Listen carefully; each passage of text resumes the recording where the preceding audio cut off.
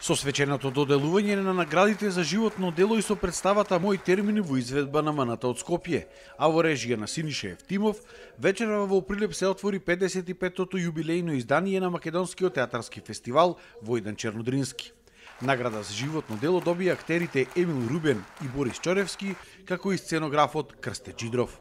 И сакам да се заблагодарам на прилепската публика која што си овие 55 години докаже дека го сака театарот, го знае театарот, умее да награди актер, да награди представа, да награди целосна поставка на представата. Мене ми е драго што се уште не прекратив, иако сум скоро 5 години во пензија. Јас се уште работам во Битолскиот театар, ако ме викнат нормално, ако им требам.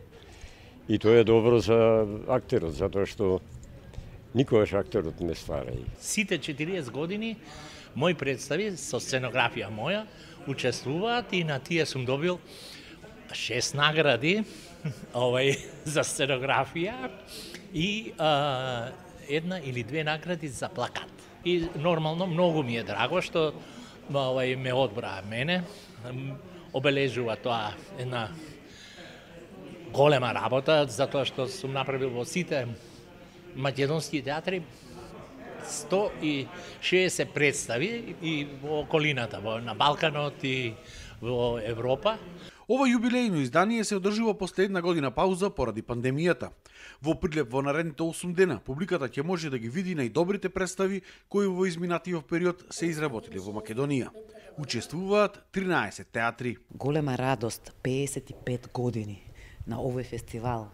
Не е мала работа и реткост е. Неколку се во земјата вакви фестивали, еден од фестивалите кој што е институција и со голема историја, токму овој фестивал Војдан Чернодрински, дотолку повеќе што на вистина во тешки услови за работа на театрите и на глумците заради светската пандемија се случува, но она што е најважно се случи. Сепак фестивалот се одржува под посебни мерки и протоколи поради ковид пандемијата. Формата на округла маса, тркалезна маса, на разговори, не може да биде. Гостите за жал ќе мораат после представата да се враќаат. 30% може да примеме публика и во домот и во театарот.